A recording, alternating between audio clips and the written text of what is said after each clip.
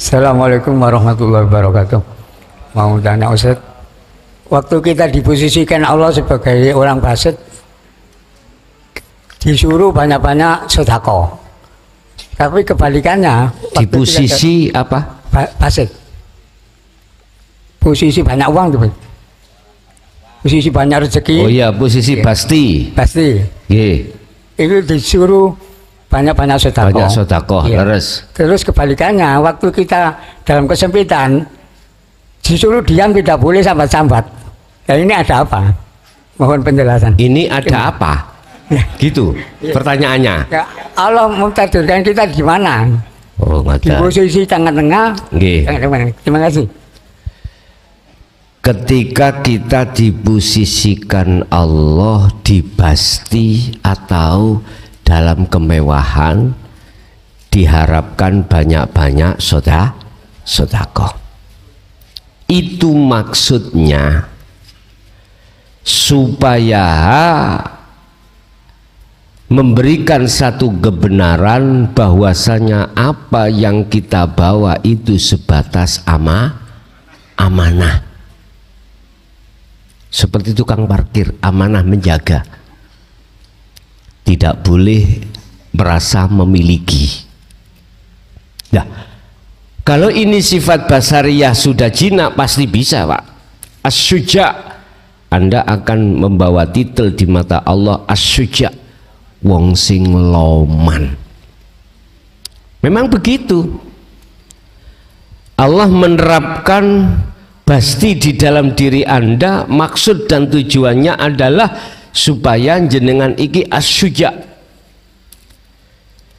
tidak merasa memiliki. Lah, hal itu bisa terjadi manakala sifat basariyah dalam diri kita sudah lemah dan jinak.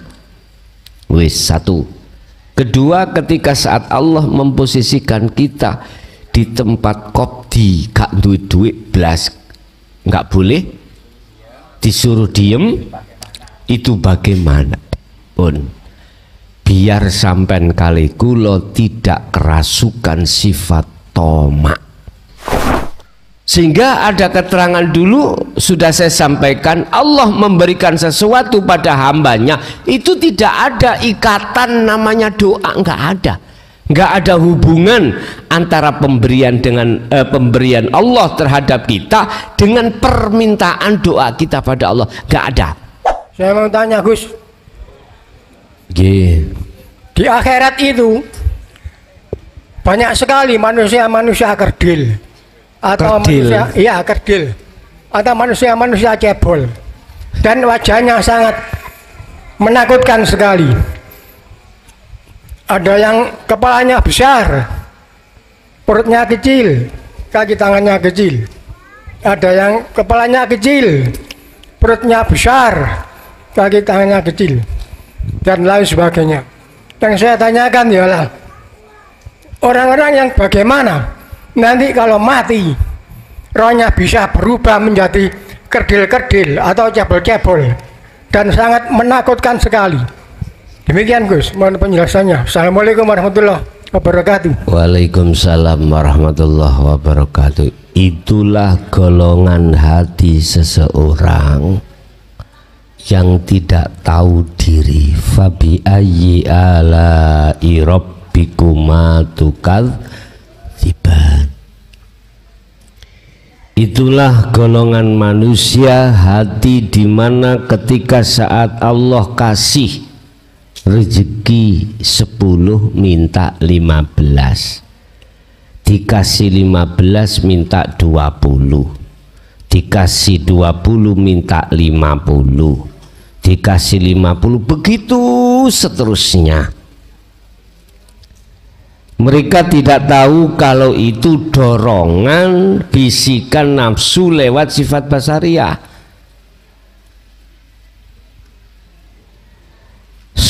Sudah menjadi apa namanya kebiasaan kita sebagai manusia. Ketika sifat basariyah kita itu belum jinak alias belum lemah, kita itu punya rizki 100.000, 100.000, itu bayangannya mungkin lebih enak 200.000, itu sudah biasa. Dia sudah kasih Allah kecukupan tapi ingin lebih. Yang jadi RT pingin jadi RW, yang jadi RW pingin jadi kadus, kadus pingin jadi lurah, lurah pingin jadi bupati atau wali kota, sudah jadi wali kota pingin jadi gubernur, sudah jadi gubernur pingin jadi presiden, sudah jadi presiden habis ya pingin anak putune jadi presiden. Nggak, aku gak nyindir, gak boleh. Ini saya memang itulah sifat manusia, Pak. Intinya tidak akan puas hati kita tentang apa yang sudah diberikan Allah. Intinya di situ. Loh, ini jadi kerdil, mangane akeh tapi gak iso dukur. Gede wetenge tok, bahasa saya dulu iku wong cacingen. Jadi makan banyak nggak bisa gemuk, nggak bisa besar, cuman sing gemuk perutnya aja. Itu namanya orang cacingen. Belikan kombantrin, yes, cek nang mari. Cacing lo cek nang mati. Kalau sudah mati baru makanmu secukupnya membentuk nanti. Satu, itulah kita hati tidak akan ada rasa puas apa pemberian Allah. Kedua, mohon maaf. Sekali lagi saya mohon maaf, tidak ada sindir menyindir, ndak. Saya berbicara atas dasar fakta di lapangan.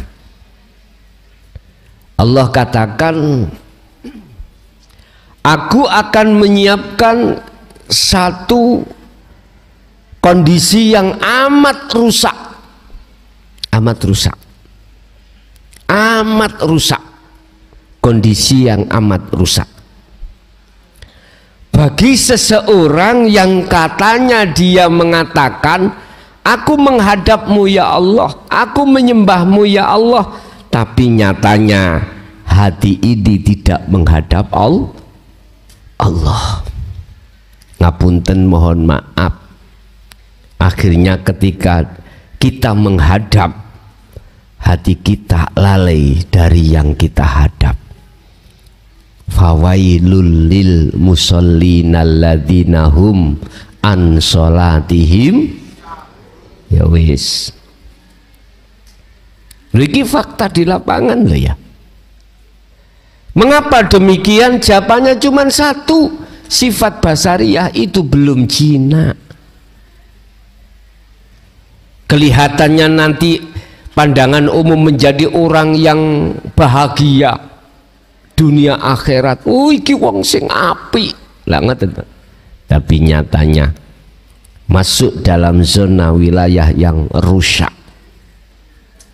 Inilah yang Rasulullah pernah bersabda, besok itu ya akhir zaman, umat saya itu umat Islam luar biasa banyaknya.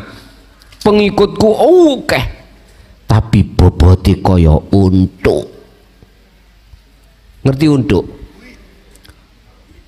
Buih di lautan, gak berbobot. Diterpa angin ke barat ya ke barat, diterpa ombak ke timur ya ke timur. Inilah umat Islam. Apalagi goncangan-goncangan situasi kondisi pada saat ini, Pak. Kita diadu lewat partai, diadu lewat kandidat dan macam-macam. Melihat semuanya selalu saling menjatuhkan dan membenarkan dirinya masing-masing. sing ini dicacat sing itu dicacat Bapak Ibu bingung, akhirnya umat iki bingung mau pilih yang mana.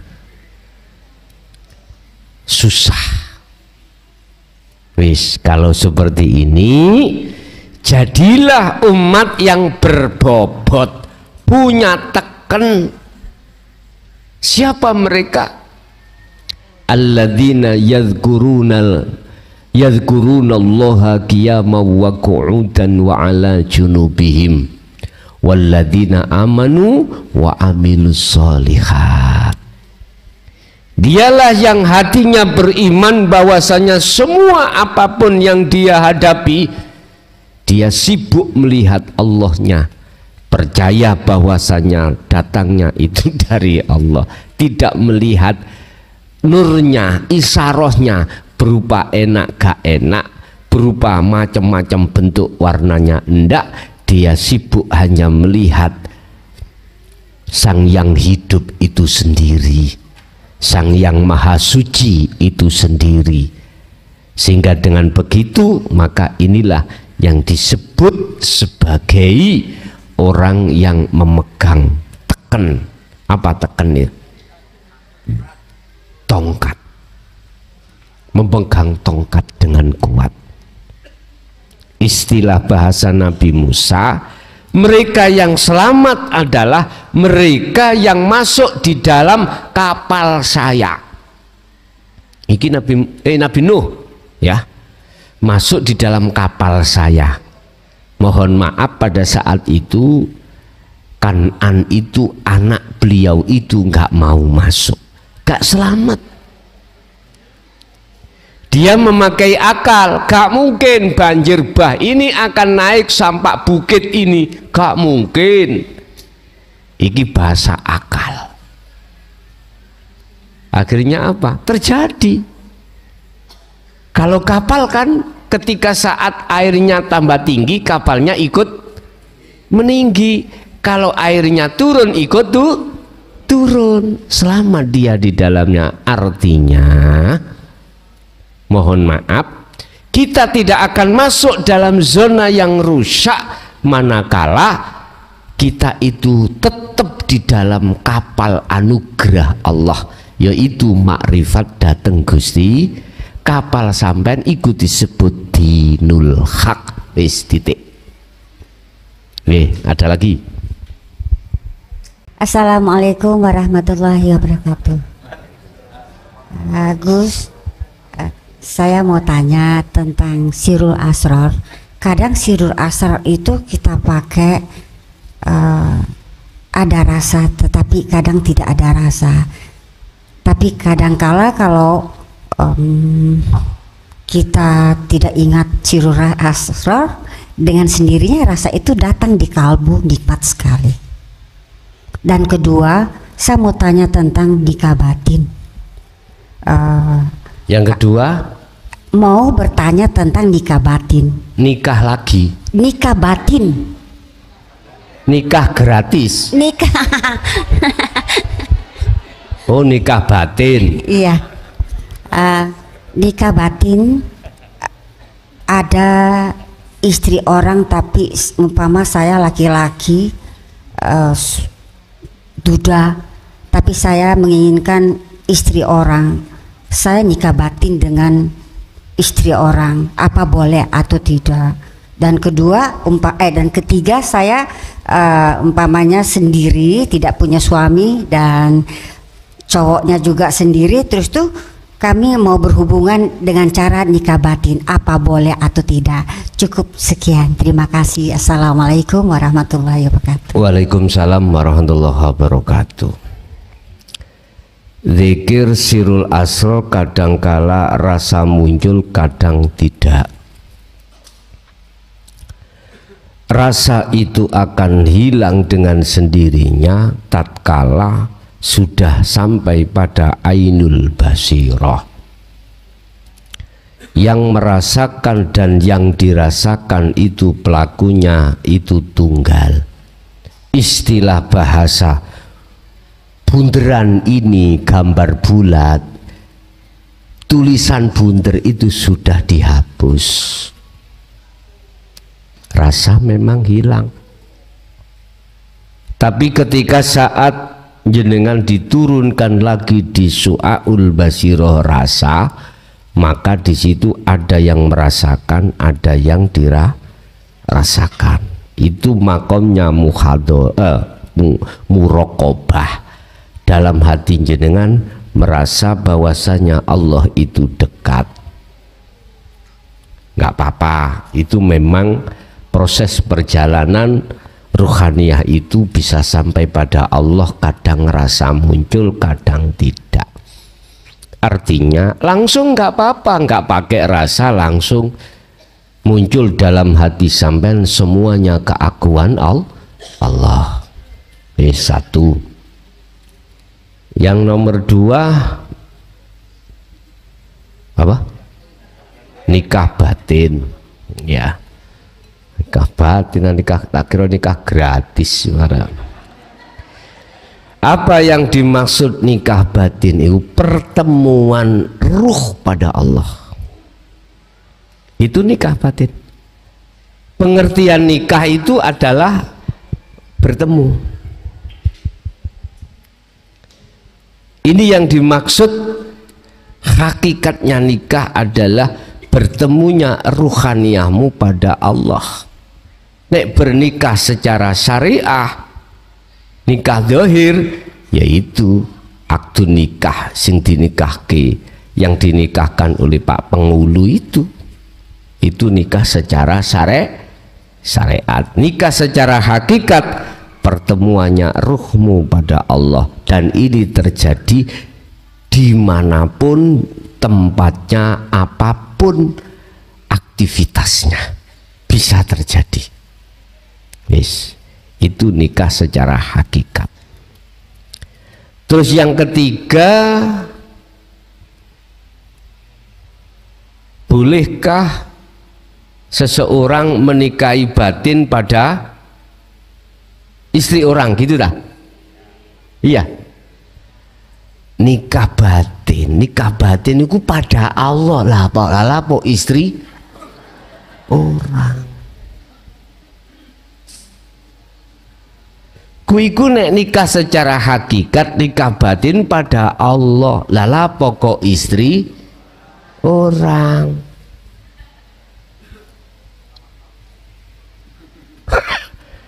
Berarti sampai niku mencari alamat, kecuali segini. Anda bisa bertemu Allah pada istri orang, ikut nikah batin, ikut nikah hakikatnya. Paham maksudullah? Contoh, sampai tidak kenal iki istri orang atau istri genderuwo, gak tahu, ya. Anda bisa bertemu Allah lewat sifat jamalnya. Otomatis sifat basariah dalam diri Anda itu sudah jinak, sehingga tidak melihat jamal. Apa sih jamal itu? Bagus. Cara wedok iku ayu.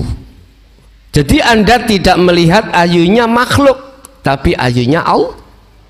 Lah ini iku prosesnya seperti itu. Boleh, walaupun itu ada pada istri orang. Anda bertemu Allah pada istri lewat sifat jamalnya Allah yang diletakkan pada istri orang. Ini manakala didasari oleh nafsu, sifat basariah kita, mohon maaf, mesti ono teruse. Tahu ono teruse? Hati-hati, hati-hati. Kawitan takok nomor WA, suwe-suwe ini hati-hati.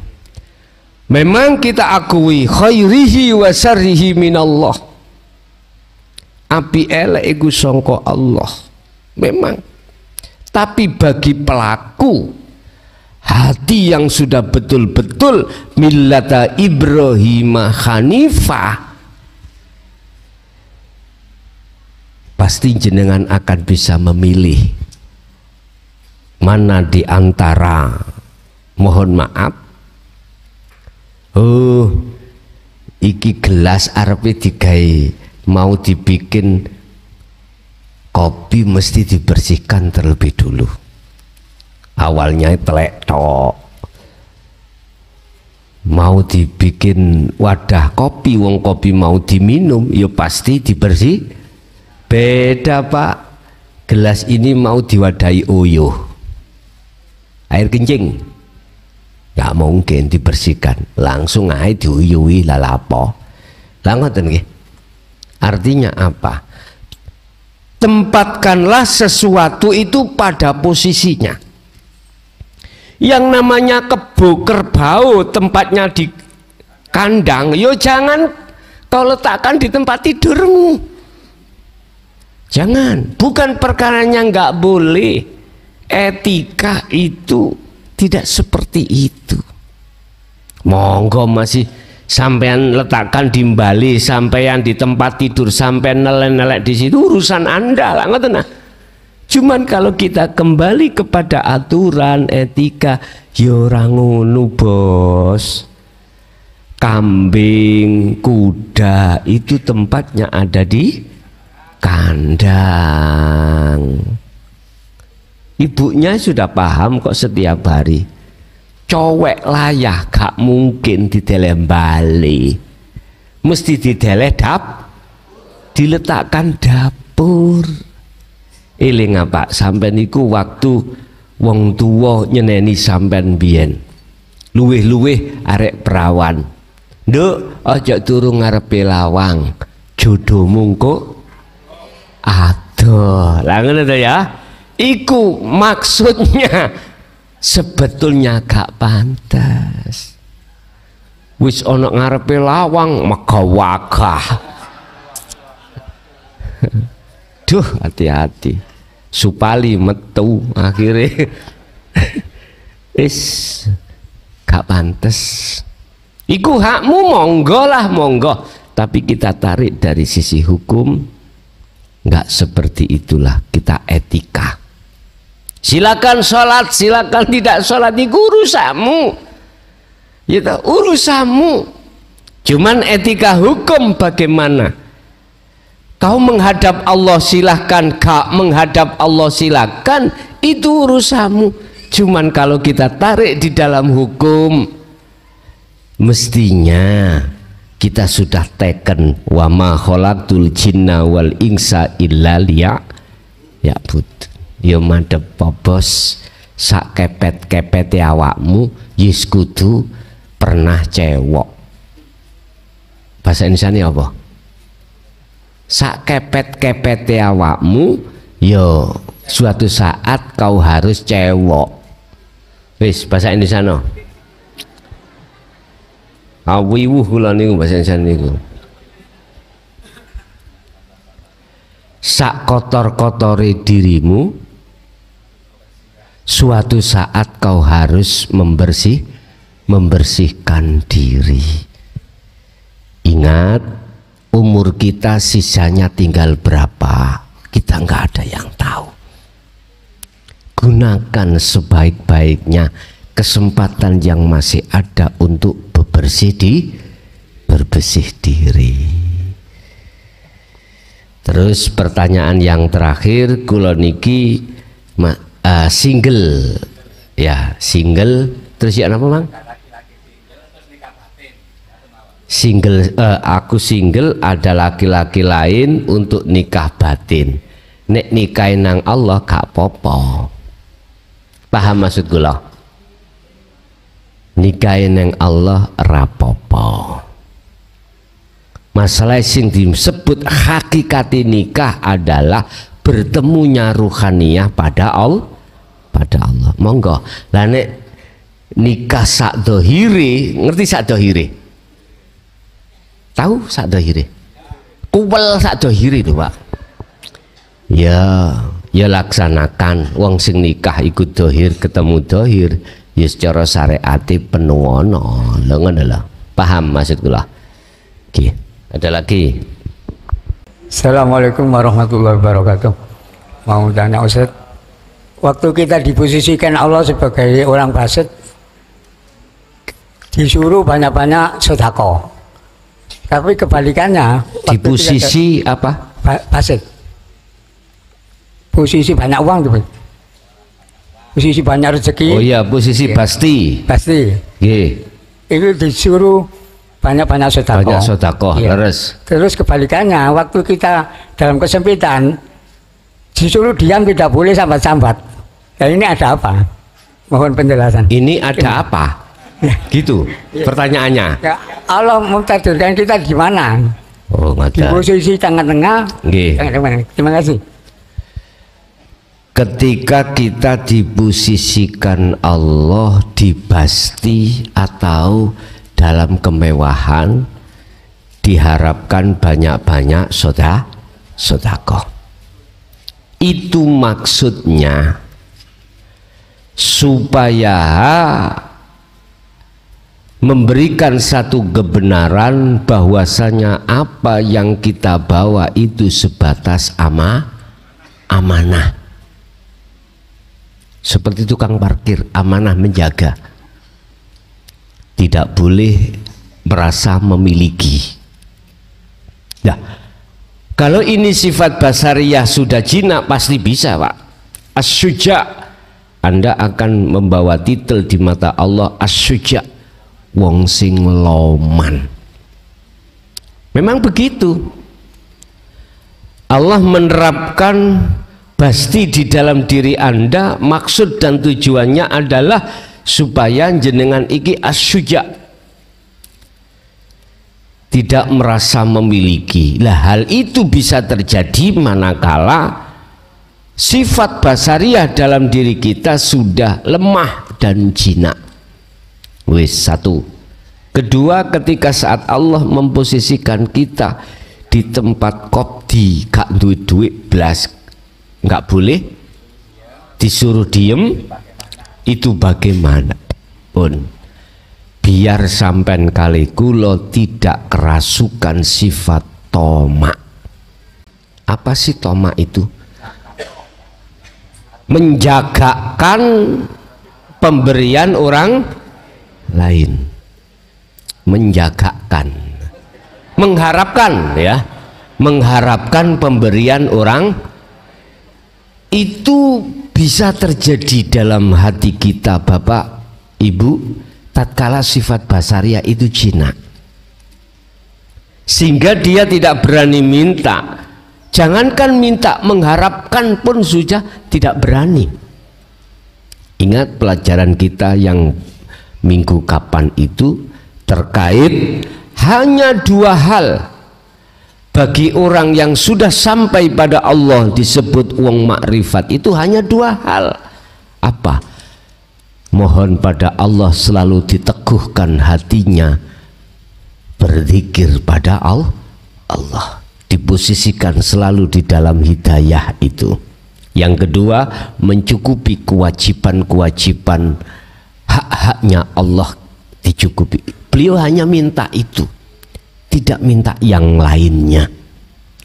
Dalam konteks si hamba ketika sudah sampai dikatakan makrifat pada Allah hanya itu.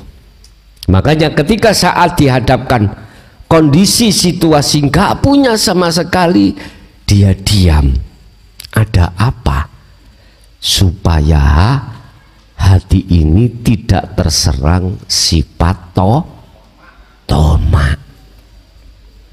Tomak, jangankan pada Allah, jangankan pada manusia, tomak pada Allah pun tidak berani, apalagi meminta kecuali kelas kita ada di syariat, masih di umum. Jaluk gak diweni saiki, besok jaluk terus, jaluan terus, jaluan. Kula umpama jadi Gusti Allah, grisin aku. Iya, tahu grisin ya? Apa ya? Bahasa Indonesia grisin niku. Grebeken. bisik. Arek kok nyocot terus. Dengan tidak? Sampean lihat, jenengan saja ketika Anda punya kucing, dikasih ikan, dikasih makan atau belum, meong-meong piye rasane jenengan? Nyun sewu, meonge kucing iku nduduhno kalau kita mleki. Aslinya gitu. Sehingga ada keterangan dulu sudah saya sampaikan, Allah memberikan sesuatu pada hambanya itu tidak ada ikatan namanya doa, nggak ada hubungan antara pemberian dengan pemberian Allah terhadap kita dengan permintaan doa kita pada Allah, nggak ada. Satu contoh, aku minta supaya hajatku iki hasil. Contoh, besok tanggal 6 kita dikasih hiburan oleh Allah. Lah, mintalah saya berdoa, ya Allah, jangan dikasih hujan ya Allah. Saat-saat itu jangan dikasih hujan, misalkan. Lah terus pada waktu kejadian kok yoga hujan tenan, yang namanya mendung digeser dari posisi sini, itu nggak ada hubungan antara Allah geser mendung dengan permintaanku, nggak ada hubungan sama sekali. Kalau bahasa syariat, kok gak tak pawang lah, ngoten ya biasa itu ya, wis gak terang iki, itu bahasa syariat memang seperti itu, mengkaitkan. Karena apa? Karena kita masih merasa kedirian kita yang melakukan. Nah itu persoalannya ada di situ. Akhirnya mengkaitkan, sehingga hukum sebab musabab koyok-koyok paling bener. Padahal secara hakikat tidak ada hubungan antara pemberianku terhadapmu dengan permintaanmu. Makanya mengapa ada satu metode mengatakan, jikalau kau tidak memohon pada Tuhanmu, kau disebut orang sombong. Jikalau kau meminta pada Tuhanmu, kau disebut orang nggak tahu diri alias orang komprong. Nah ini kudu tahu posisinya. Posisi Anda sudah di jalur ahli syuhud, ya nggak berani Pak, nggak berani. Andai kata terjadi secara syar'i, otomatis itu menjadi hakiki. Artinya dalam posisi berdoa, hatimu wajib bertajalli. Inilah manakala terpaksa wis gak ada jalan keluar lagi, misalnya jenengan ning tengah-tengah masyarakat dipandang sebagai tokoh agama,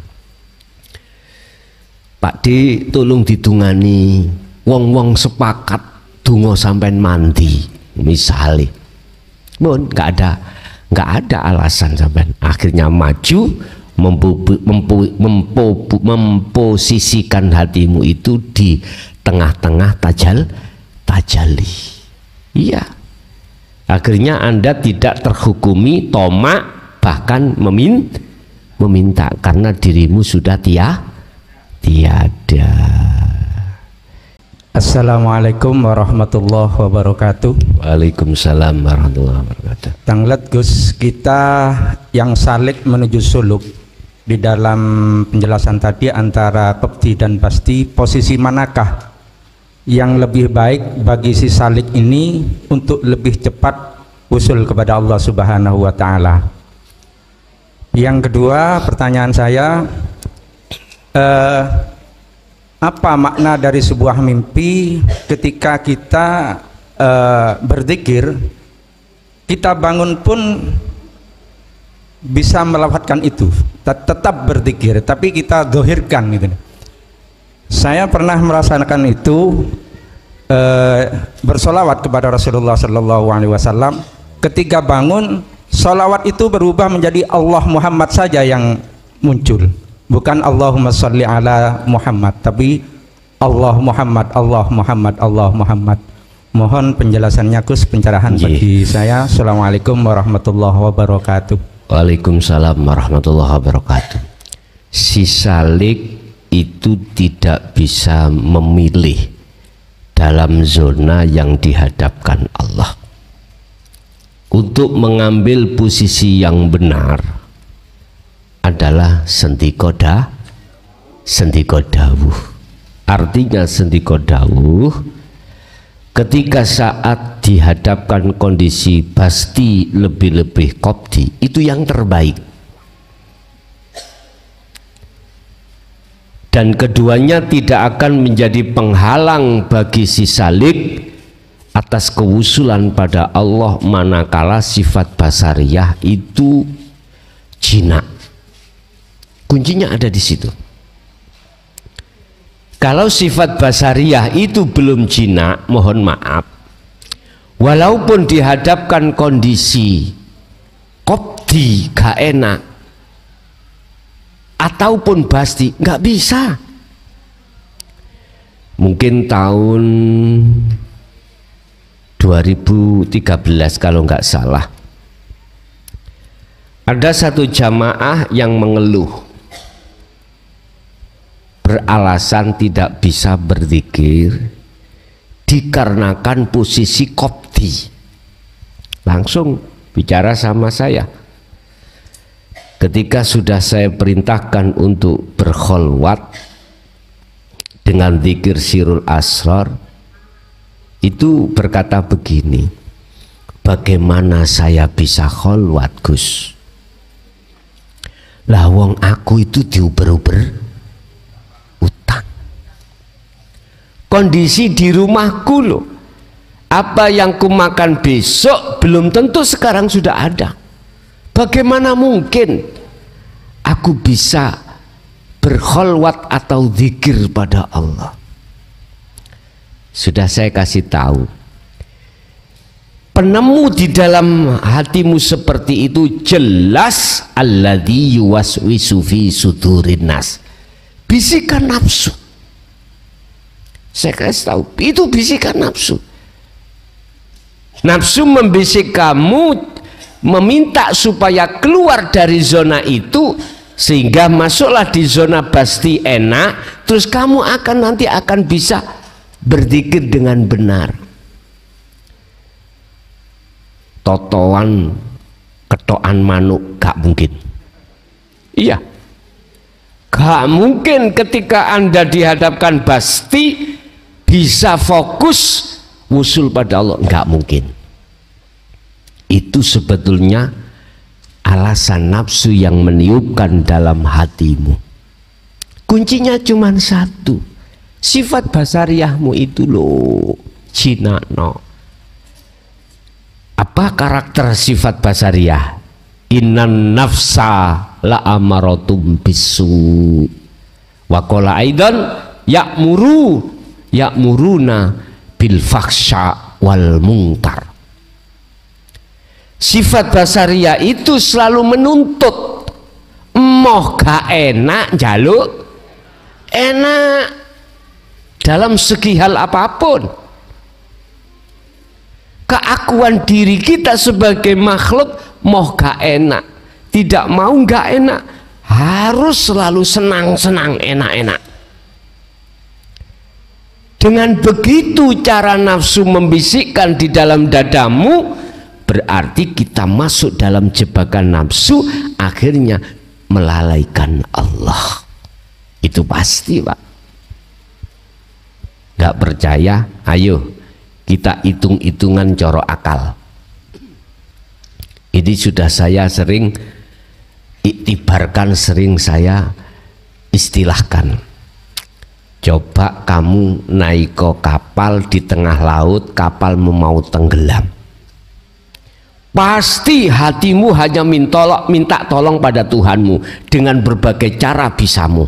Bisanya moco yasin, hatimu kewecil untuk selamat, kewecil, udah posisi terjepit kita. Mau menghadap pada Allah yang bisa membaca sholawat, yo sholawat.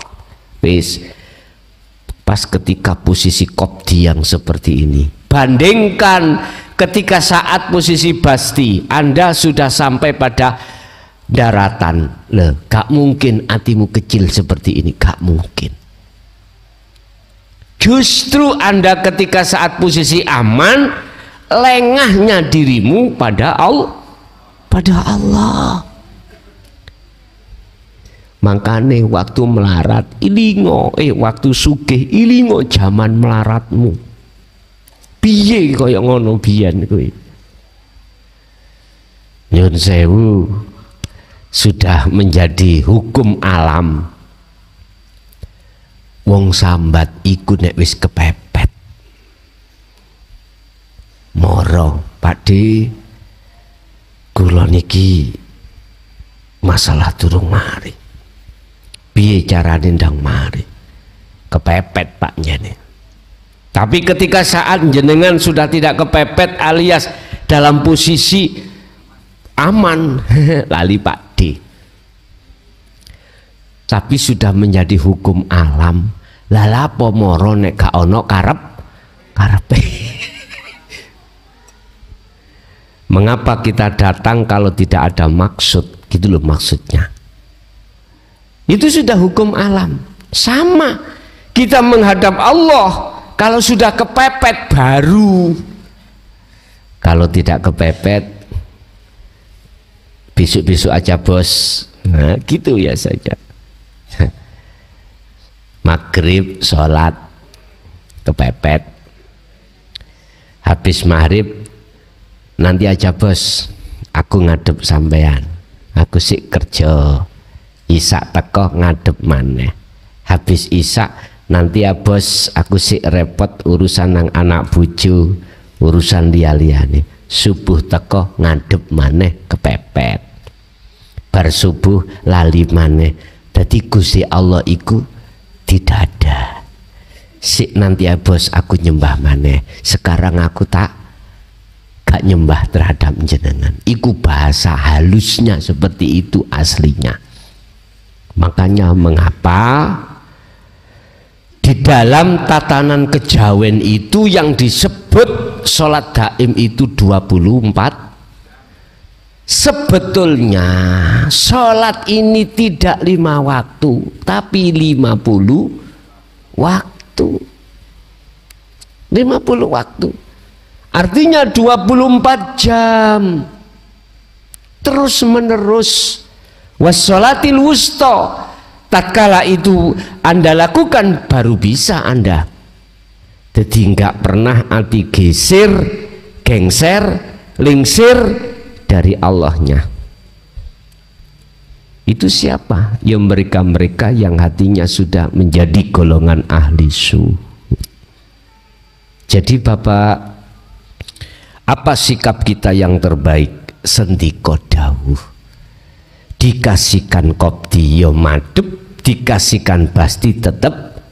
Lah hal itu bisa terjadi manakala sifat basariah ini sudah jinak. Pertama. Kedua, masalah mimpi. Apa yang ketika mimpikan itu terbawa ketika saat kita terbangun. Nah, apa maksud semuanya itu? Tadi maca sholawat Sallallahu ala Muhammad. Lah sekarang ketika bangun Allah Muhammad, Allah Muhammad. Nyun sewu, percaya nggak percaya? Di dalam diri dohir itu ada kegoiban. Di dalam diri dohir, setiap diri dohir itu ada kegoiban. Iki menurut pandangan awam. Manusia jasmani mesti di situ ada rohani. Tembok cagak iku dohir. Di dalam dohir, setiap dohir ada kegoiban, kehidupan di dalam, termasuk sifat kudrot, kekuatan cagak. Akhirnya bisa menahan beban.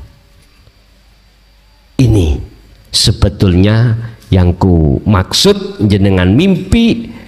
Dalam mimpi sampean kan di luar kesadaran. berarti batiniyah. Nanti mudhun keluar di dohiriyah jenengan ikut sadar.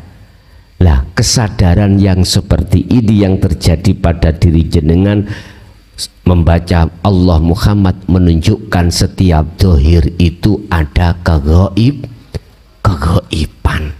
Tapi bagi ahli syuhud sudah tidak ada gaib, sudah tidak ada dohir, tidak ada batin. Yang ada adalah kosong, yang ada adalah hidup. Begitu. Oke. Ada lagi? Assalamualaikum warahmatullahi wabarakatuh. Waalaikumsalam warahmatullahi wabarakatuh. Agak keras dikit, Mbak. Niku kula badhe tanglet, Gus. Bagaimana, Gus?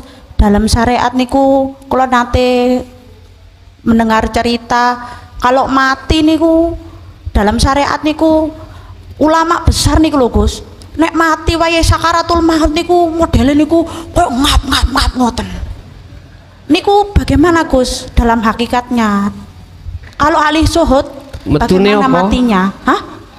Ya apa, Gus? Ngap-ngap. Nggih, kaya umpama takut ngoten lho. Takut. Ulama besar niki, Gus. Iku ulama besar. Ulama besar. Apalagi ulama kecil. Nggih. Nggih. Nggih, kula tanglet niku bagaimana ahli syuhud, Gus? Maksudnya niku apa bisa, Gus? Nafsu setan niku lho, Gus. Saged umpama ngoten sanjange niku ngeten. Mungkin di jerongkokno ngoten niku. Ahli syuhud bagaimana, Gus? Sik kula tanglet jenengan nate mati mboten? Mboten. Mboten. Nggih. Makanya kula tanglet. Nggih. Yang kedua, Gus, kula tanglet bagaimana, Gus, kalau umpama kula niku enten tiang niku pecah gara-gara kecelakaan. Niku yo nopo? Sanjange niku kan nggih. Maksudnya yang ditanyakan ruhnya apa gimana maksudnya? Mboten sanjange niku nek mati kecelakaan niku dek niku langsung mumbul ruhe ngoten sanjange. Nggih. Bagaimana, Gus, dalam hakikat ngoten, Gus? Pun ngoten mohon matur suwun. Assalamualaikum warahmatullahi wabarakatuh. Waalaikumsalam warahmatullahi wabarakatuh. Selama belum masuk dalam lingkaran ala inna aulia Allah, maka akan takut atas segala apapun. Iya. Saya ulang, siapapun kita manakala belum masuk pada zona ala inna aulia Allah, berarti kekasih Allah. Baik di dunia maupun di akhirat dia akan merasa ketakutan. Mengapa demikian? Berarti dia belum mendapatkan yang namanya hukum pasti. Masih iya atau tidak, iya atau tidak, belum ada kepastian hukum. Dia akan takut dengan apapun, baik persoalan yang ada kaitannya dengan kehidupan di dunia atau persoalan setelah kehidupan dunia. Mengapa demikian? Dia takut karena dia belum memegang kepastian hukum. Aku iki golongan wong suul khotijah, khotijah suul khotimah atau husnul, belum tahu, makanya masih merasa takut dan khawatir. Siapapun kita, bah itu disebut ulama besar maupun ulama kecil, bah kiai langgaran atau tidak, sama semuanya. Mengapa demikian? Mohon maaf, karena ketika saat di dunia iku masuk di dalam golongan surat Yunus ayat 7, alladzina la yarjuna liqa'ana, hatinya nggak ada keinginan untuk bertemu aku, kata Allah, nggak ada. Hati sibuk ingin ketemu perkara-perkara yang nyenengke hati, yang disebut khayatat dunia. Ibarat aku berdagang, aku pingin dagang aku, tambah suwe, tambah lama, omsetnya tambah tinggi. Sing dadi kiai aku iso tambah suwe, pengikutku tambah akeh. Dengan begitu engko aku nek nyalokno nyun sewu DPR bupati gampang. Wis ngomong sak prul ngawanut geruduk, pengikutnya banyak. Ini lah, di saat itu Allah katakan la yarju liqa'ana, mereka tidak mau ingin bertemu aku, padahal semua apa yang kuhadapkan terhadap dirimu itu sebetulnya aku sing nandangi. Lalapo matamu nontok sing tak tandangi, gak gelem nontok sing nandang. Kadang-kadang Gusti Allah ya gerutu. Lah iya son aku ndelok wong kok bingungno. Jarine ora ketok aku, ora tahu saya, padahal saya yang melaku. Enake diapakno ya wong koyo ngene iku son. Bahasa satu sisi saya gitesen mawon. Mboten, yes kasih hidayah ya Allah biar sadar. Oh iya. Nyun sewu Bapak Ibu, nggak ada jaminan sholat kita, zakat kita, puasa kita, haji kita yang kelihatannya bagus sebagai penyelamat, nggak bisa. Nggak bisa. Karena apa? Kullillahi asyafa'atu jami'an. Yang bisa menyelamatkan Anda, yang bisa mensyafaati Anda hanyalah Allah. Hanyalah Allah. Kok ya ana wong sing ngedukno ilmune, ngedukno lakune, salate, zakate, puasa, hajine, iso nyelametno dheweke. Nggih mohon maaf. Yaiku wong sing ora duweni, tidak mempunyai kepastian hukum. Ya. Susah. Dia itu selalu mohon maaf, hatinya bertemu terhadap selain Allah. La yarjuna liqa'ana, karena dia saat di dunia tidak mau bertemu aku. Ayo, kita nggak usah ngomong orang lain, ngomong diri kita, flashback ke belakang dulu. Pernah Anda sholat ingin ketemu Allah? Pasti kita ingin bertemu surga, bertemu pahala. Iya, saya berkata seperti itu saking sayangnya aku padamu, bos. Ya toh. Seperti itu. Nggak mungkin ada ingin bertemu Allah, nggak mungkin. Karena kita masih menolak tentang masalah pengetahuan ilmu, bagaimana caranya kita untuk bertemu Allah. Kita menolak hal itu. Udah satu. Mengapa kita pada saat baik di dunia maupun setelah di dunia kita masih rasa ada khawatir atau takut? Karena waradu bil hayatid dunya. Kita ridho, ikhlas, senang hanya bertemu bil hayatid dunya. Apa? Bersukaria dengan kesenangan dunia. Surat Yunus surat yang ke-10 ayat 7. Watma'annu biha, dan kita tetap di situ bersukaria terus. Biha kelawan hayatat dunia, kesenangan dunia itu. Sampai kapan hal itu terjadi? Hatta zurtumul maqabir, sampai mati. Naudzubillah. Walladzina hum an ayatina ghafilun, dia melalaikan dan tidak mau tentang ajaran dinul haq, nggak mau. Makanya hadapkan ajaran dinul haq pada mereka, mesti ditolak, nggak mau. Mereka menganggap ini adalah virus, penyakit, sebab tidak sama maksud dan tujuannya. Padahal sesungguhnya justru itu akan menyelamatkan rohaniah kita, proses menyelamatkan rohaniah kita dari belenggunya hawa, tapi ditolak. Sama ning ngarepmu ono sate 20 sunduk, mengapa enggak berani? Karena Anda terjangkit penyakit darah tinggi. Duduk sate ini bos sing salah iku dirimu. Mengapa penyakit darah tinggi gak lekas kau netralkan? Begitu loh maksudnya. Jadi Bu, siapapun, bah ulama besar bah kecil, pasti akan ketakutan.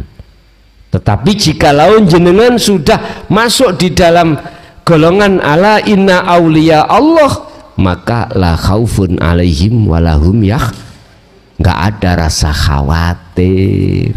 Urusan mati dalane lewat kecelakaan nggih monggo, lewat sakit nggih monggo, lewat mohon maaf kedelep, tahu kedelep, tenggelam di air nggih monggo, terserah Allah. Oleh melewatkan jasadmu itu tinggalkan dunia, urusan Allah. Lewat gak sakit gak opo, tidur kemudian gak bangun-bangun, ya wis urusan Allah. Karena hatimu itu sudah lepas dari khauf, rasa takut, walahum yahzan, rasa khawatir, baik urusan dunia lebih-lebih urusan akhir. Inilah Anda yang sudah mendapatkan ketetapan hukum pasti. Lah ini nek selamat ya selamat, kalau enggak selamat ya enggak selamat. Artinya apa? Sudah jelas selamat. Qad aflahal mu'minuna alladzina hum fi sholatihim khashi'un. Karena Anda sudah bertemu Allah. Udah.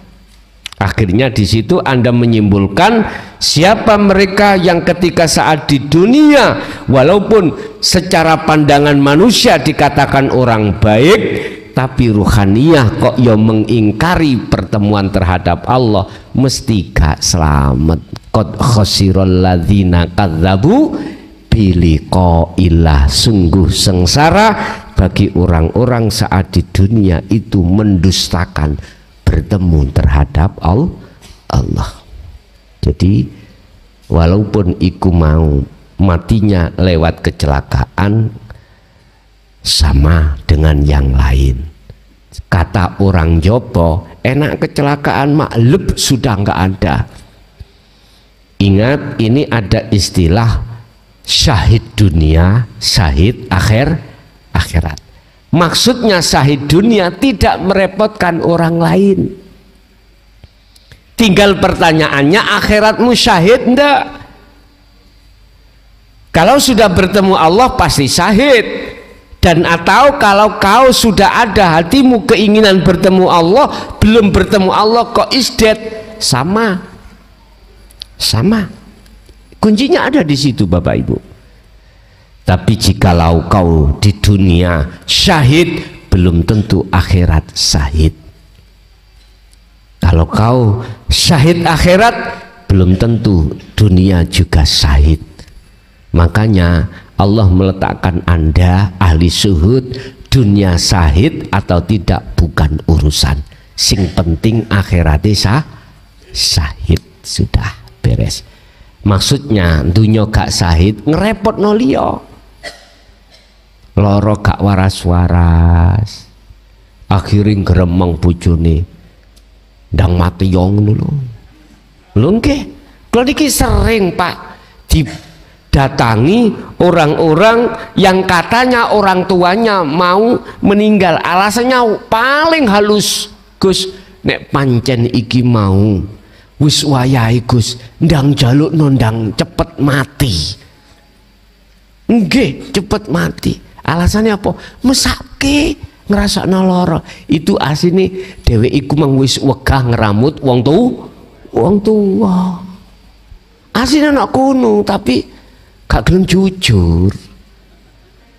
Estu.